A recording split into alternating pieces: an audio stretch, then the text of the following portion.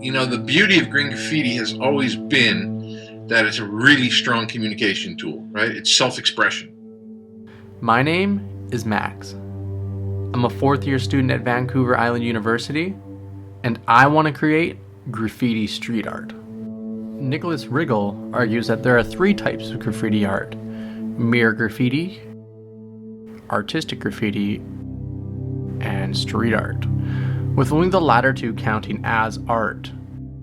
The separation between artistic graffiti and street art is simple. Street art must make use of the street.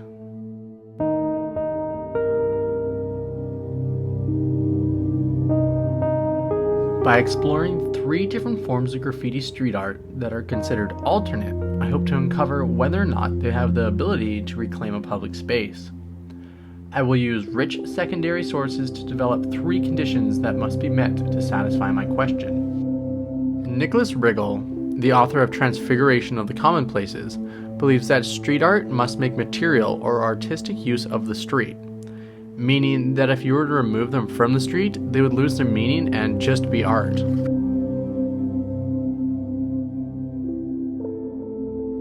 George Stowers, who argues for graffiti's merit as art, believes that a reason for its power is that it is not hemmed in by the confines or laws of the gallery system or the museum.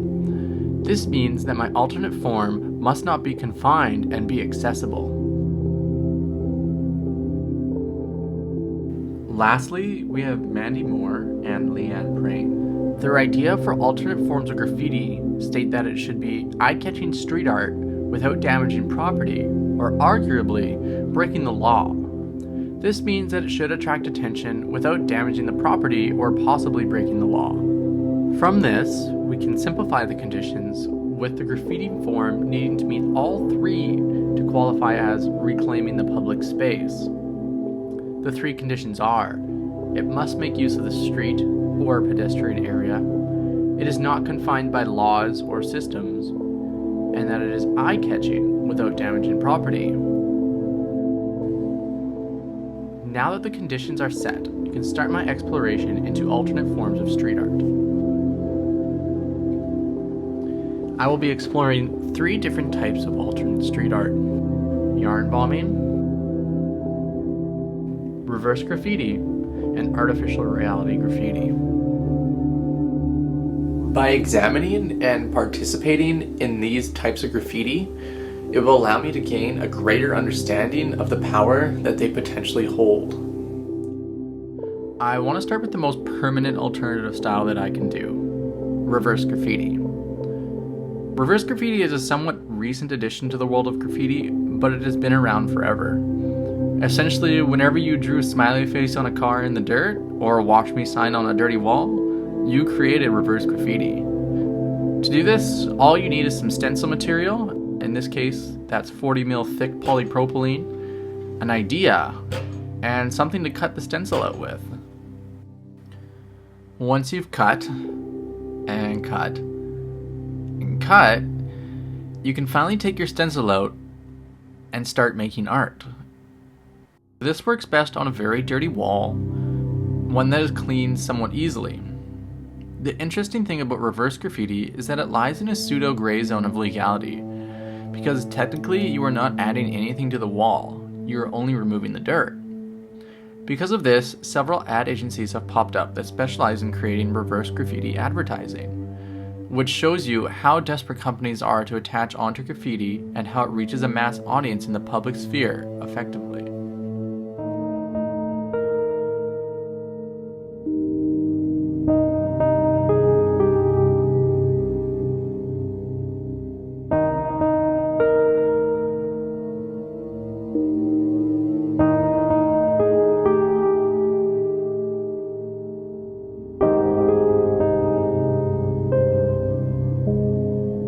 I really enjoyed doing reverse graffiti, mainly because of where it lies in terms of legality.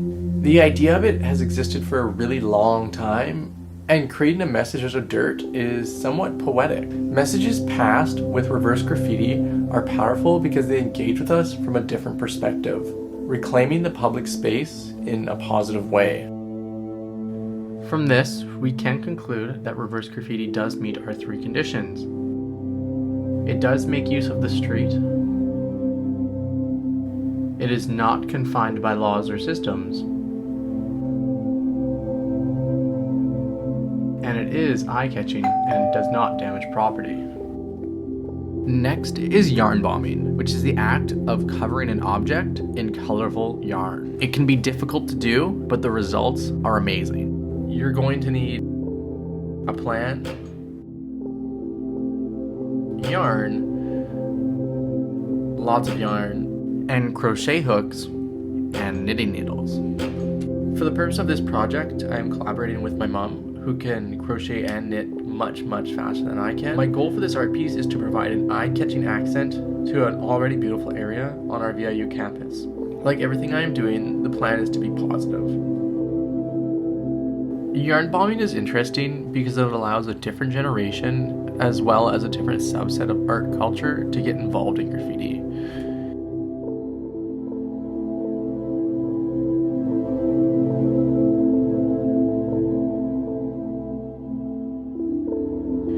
It works as a positive way to reclaim a public space, showcasing beautiful colors in sometimes drab locations.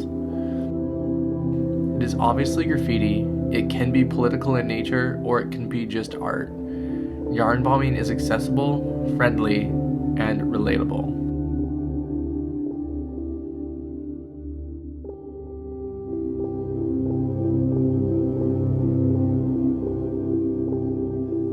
Yarn bombing is unique in that it creates graffiti out of something most people would typically not think of as a graffiti medium. As well, it allows those who would typically not engage in the act of graffiti to reclaim a space to participate. This creates a welcoming and friendly type of graffiti that is difficult to call a nuisance. Yarn bombing does meet the 3 conditions. It makes use of the street, it is not confined by laws, and it is eye-catching and doesn't damage the property. Finally, we have artificial reality graffiti. This graffiti is interesting because it exists in an essentially different world, meaning that you need a special device to view them or create them. For this example, all you need is a laptop and a smartphone.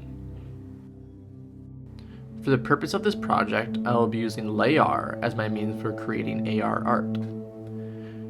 Creating the art is simple. Just find a location, take a picture of it, and then go into LayAR and create a new campaign. Add your image and publish it.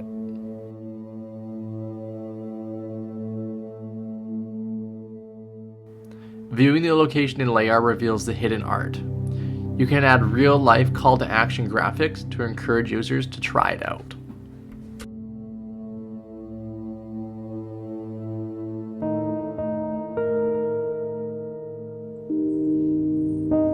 AR graffiti is interesting because it exists on a different plane, the internet.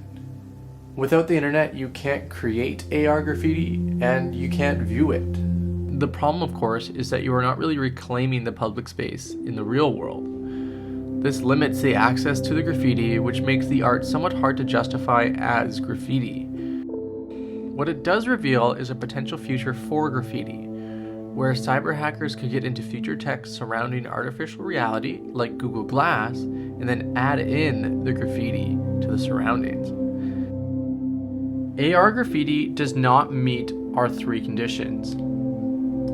It does make use of the street, but it's not material to its meaning. It is confined by laws and systems. You need an application, you need a smartphone, it doesn't just jump at you. But it is beautiful, and it does not damage the property. Now that I've explored several different types of graffiti, I think it is important to reflect on my experience with them. Exploring these 3 types of graffiti has been extremely rewarding. Not only creating them, but watching people interact with them. My experiences and research in this area will be very useful going forward, and I am optimistic about the future of alternative forms of graffiti. I expect to see many different types of non-destructive graffiti to be developed in the future. With the shifting commodification surrounding graffiti and street art, it has become apparent to marketers that there's a need for products that fulfill that role. With that will come graffiti that is not illegal or destructive and will improve a public space. For more information regarding my research into this topic, please read the partner essay that is both in the description of the video as well as online at nanaimostreetart.info.